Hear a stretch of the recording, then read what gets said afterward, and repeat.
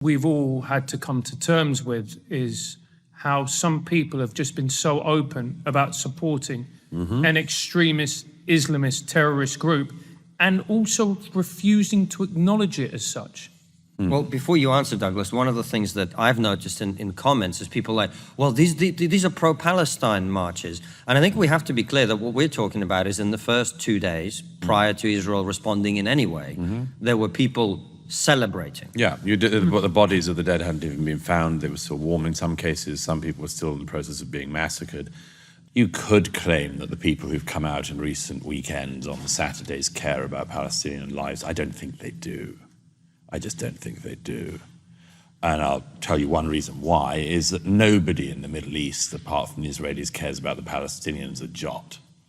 I've traveled around the region. I've spoken to enough people, including leaders of other countries in the region, to know the Jordanians do not like the Palestinians at all. They find them an unbelievable encumbrance, and that's why they haven't opened their borders to the people in the West Bank who should effectively be in Jordan. The Egyptians loathe the Palestinians. The authorities are keeping the border between Egypt and Gaza closed because they hate the Palestinians. I know people who were born in Gaza when Gaza was owned by Egypt. If Egypt wanted to solve the Gaza problem, it could do so tomorrow by taking control of Gaza or allowing the people of Gaza to go into Egypt, where they should be. Nobody else in the region cares. The Qataris host Hamas and fund Hamas, as well as, of course, pumping billions of pounds into countries like this one to make us deeply compromised. But nobody in the region cares about the Palestinians. Certainly nobody cares about them more than the Israelis, who go to incredible efforts to try to limit the deaths and the mistreatment of the Palestinians, even as the whole region, the world, has given them these people to look after.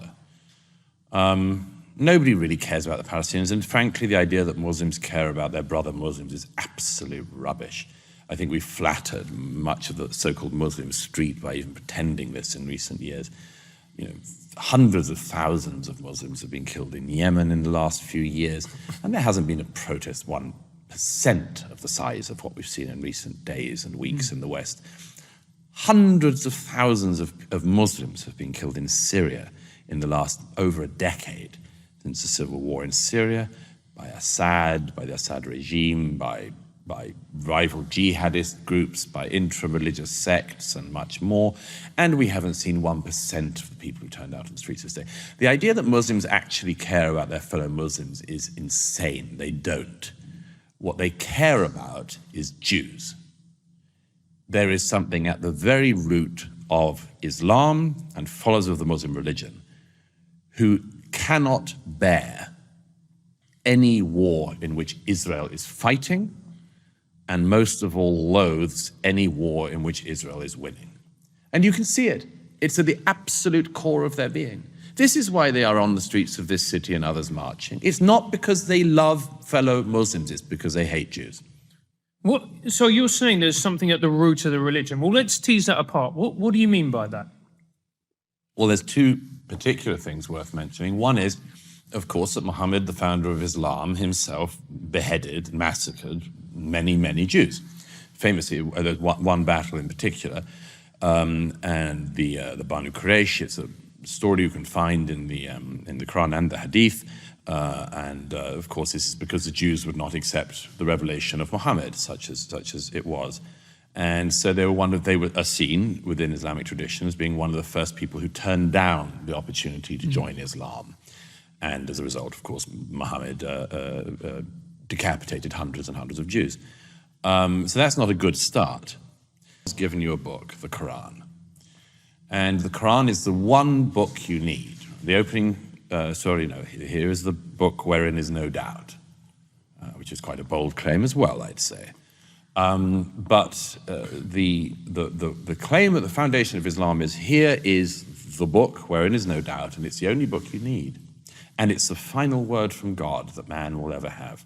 Now, if you are the recipients of this book, the people who end up either converting or being forced to convert to Islam, and eventually the areas that Islam takes over by force, if you are somebody who's brought up in that tradition, You would think that being the recipient of the final revelation from God, you would be in a just tip-top situation. You know, you would imagine that, well, this is going very well. We've got the final revelation from God. What's not to like? What's not on our side?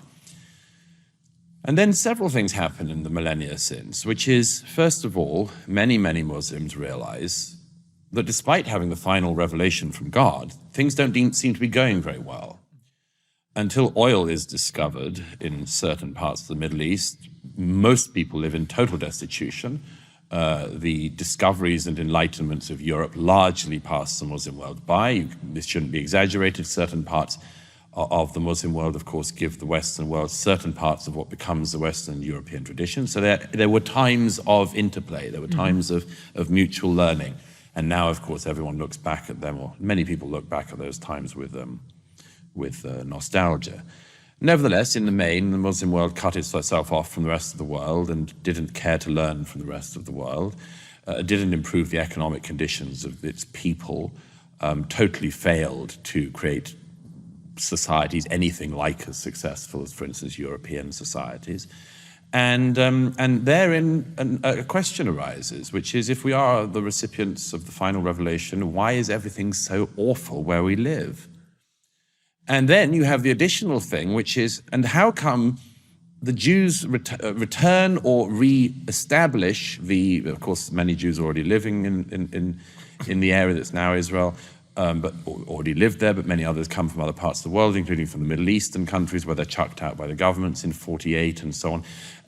The Muslim world sees this tiny, tiny bit of land, which, among other things, is the only bit of the Middle East that doesn't have any oil. And they make of it a much more successful country than any of the countries around. Now, if you create a Palestinian state, you just have another failed Arab state, another failed Muslim state to add to the more than 50 already failed Muslim and Arab states. What is the explanation that the Jews who refused the Prophet's invitation to Islam are still here, have this tiny bit of land, and make all of these discoveries and other things that show themselves to be so successful? It's some kind of stab in the heart. And instead of saying, we're doing this wrong, the thing is, the Jews are doing something right, and that must mean that they've rigged the game. That's why they care, among other things. And it leads to the deep pathology of anti-Semitism, which has been largely eradicated in Europe among Europeans, not entirely, but largely. There are still some bits of the far right you can find across Europe, and occasionally in the UK with a sort of the whiff of this noxious thing still emerges.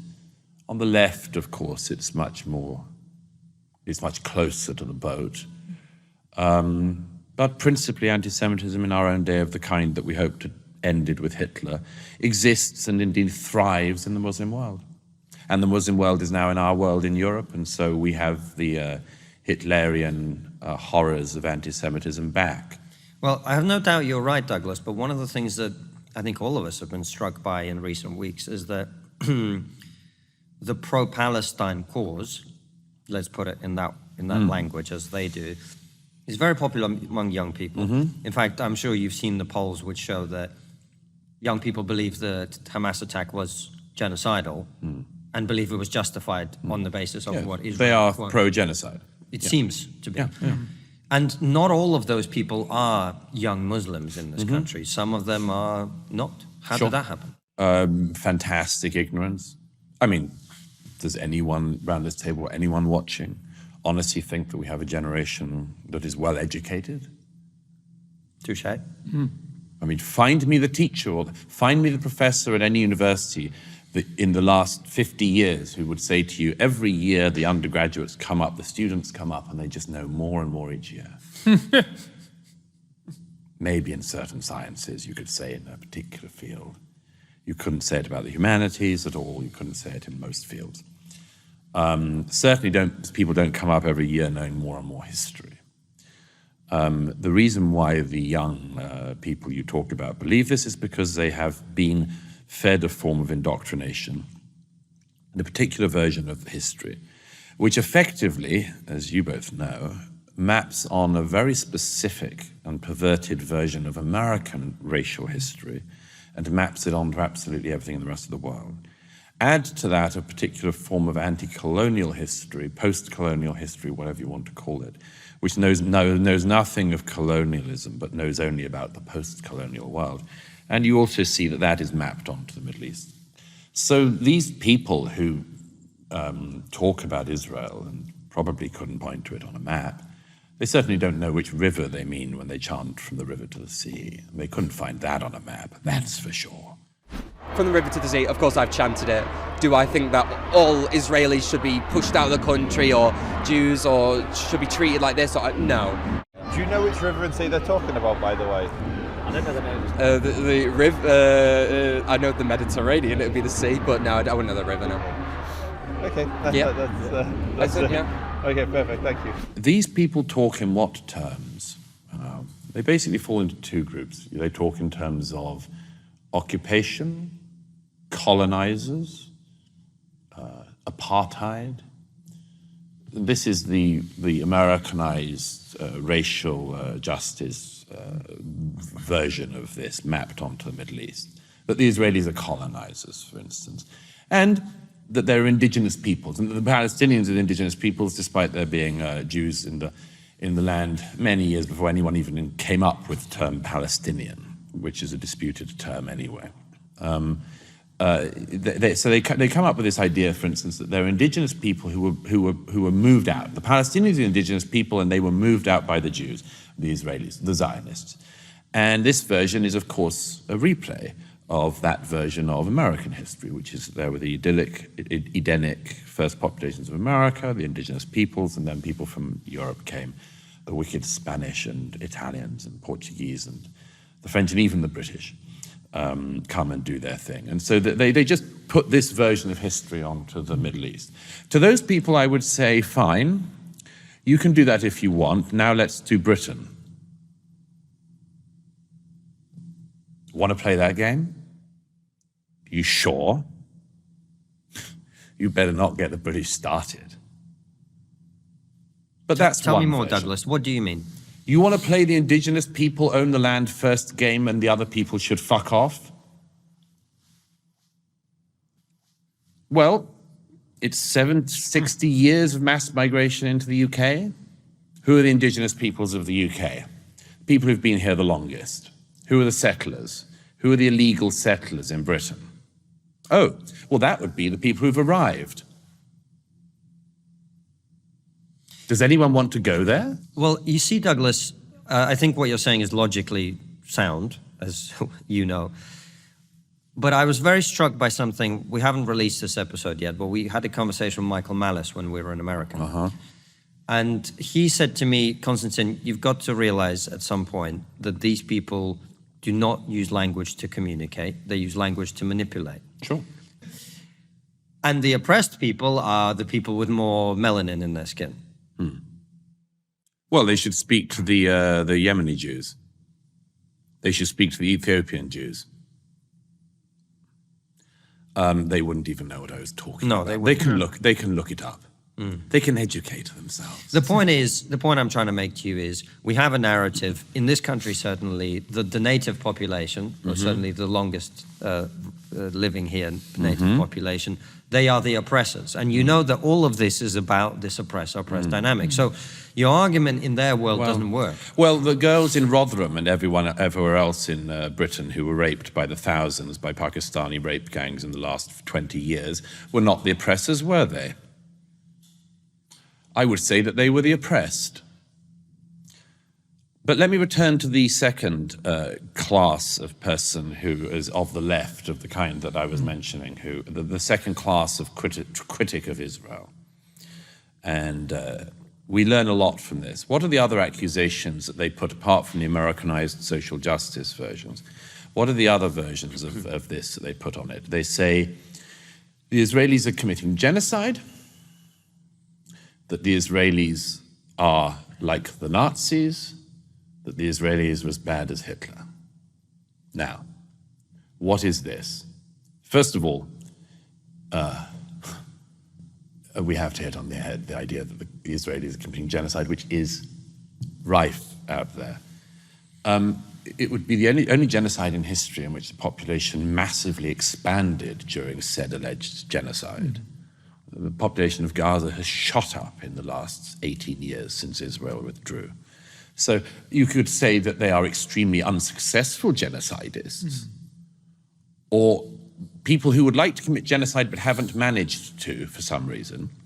But none of the analysis of what is actually happening, and I and anyone else who has traveled through the region widely can tell you this, it is nothing like, for instance, what Bashar al-Assad has done to the Syrian people over the last 13 years. It's nothing like what has been happening in Yemen in the last decade. It is not anything approaching a genocide that is happening in the West Bank or Gaza. So why do they say it? Second, why do they say like Hitler? Third, why do they say like the Nazis? These young people have been brought up with only one bit of knowledge from history, which is Nazis. And if you only know about one thing from history, it's likely that you will decide that the whole of history and the whole of the current day can fall into two groups of people and be analyzed by the lens of this one thing. Hitler, not Hitler. Unfortunately, these young people are throwing out the only nasty accusation they know, and they are picking it up from people who are handing them the nastiest thing that they could say. Why do I say that? They are picking up from mainly Muslim pro-Palestinian voices and pro-Hamas voices and others, these allegations which come from the Muslim world against the Jewish state because the Muslim world knows how much it will wound the Jews. That's why they say that. They say the Jews are just like the Nazis because they know how much that would hurt any Jew. Now, these young people who pick up these arguments, knowingly or otherwise, are repeating this slur on the Jewish people. And some of them will know how much that hurts the Jews and will not mind. Some of them may not know how much that hurts the Jewish people. Why do these so-called pro-Palestinian peoples keep saying that it's just like the Warsaw Ghetto in Gaza? Why choose the Warsaw Ghetto? Why not choose something not involving Jews? Why not choose anything else from the history of the world? First of all, by the way, it's not a very good comparison, is it? Because when people managed to escape briefly from the Warsaw Ghetto, their first thing was not to run out and behead the first child they could find. But park that for a moment. Why do they choose the Warsaw Ghetto? Because they want to hurt Jews. They want to hurt them as deeply as they can. Here's the other thing. If you have this great mistake of thinking that the whole world can be divided into Hitler and not Hitler, these kids, and kids they are going to discover, if they have their way, that they were Hitler. Why do I say that? Because if their chant came true, and from the River Jordan to the Mediterranean Sea, Palestine, which is to say a state which is Judenrein, because Mahmoud Abbas, the head of the Palestinian Authority, as well as Hamas, who of course have been running, if you can call it that, the Gaza for the last 13 years, since they killed the Palestinian Authority representatives in Gaza. Both Mahmoud Abbas, the head of the allegedly moderate PA, and Hamas both agree that Palestine must be Jew-free. There is no scenario in the heads of the Palestinian Authority or of Hamas in which one Jew is allowed to live in the Palestinian state. So if from the river to the sea a Palestinian state is created, it will mean either the eradication of all Jews in Israel or the displacement of all Jews in Israel, which means carting out every Jew from their historic homeland and either killing them or sending them somewhere else. And that would be done in the name of being anti-Nazi. These people have a huge problem coming their way if they get their way. They're ignorant as hell, and they will have to hope to God that they never get what they say they want. And Douglas, this is one of the things that has really struck me, because the Israel-Palestine issue, we've had people on the show to talk about it, but it's honestly not something that I have really paid a huge amount of attention to. I say that with some regret now, but nonetheless. What has struck me is I don't understand the double standards that seem to apply to Israel. I'd never really paid attention to it, and therefore I haven't, but I don't understand. I mean, we're talking now about proportionality. And this is They something, always do, as long as it involves Israel. and I haven't understood what that means exactly, because Nobody I don't does. think Israel would want to go into Gaza and butcher innocent civilians in the way that Hamas did.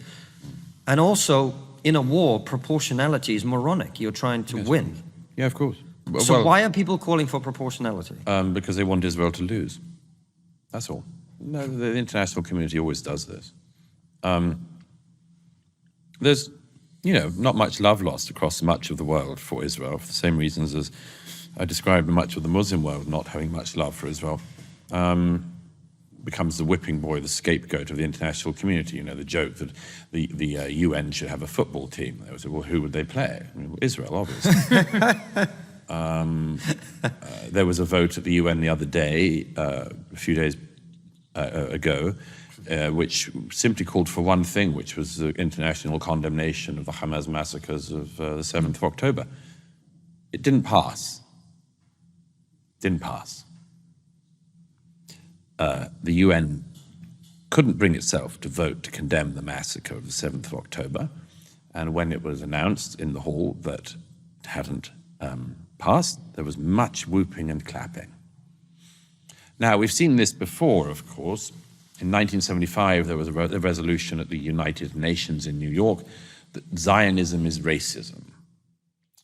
One of those proposing this motion was Idi Amin, fine, upstanding gentleman. A good guy. Yeah. And again, people watching who don't know who Idi Amin is, educate yourself. And the evening that the vote was put to the UN, a drinks reception was held at the United Nations for those voting that Zionism was racism. And who was hosting the drinks party? Kurt Waldheim. Again, people can look him up. Kurt Waldheim is the former Chancellor of Austria.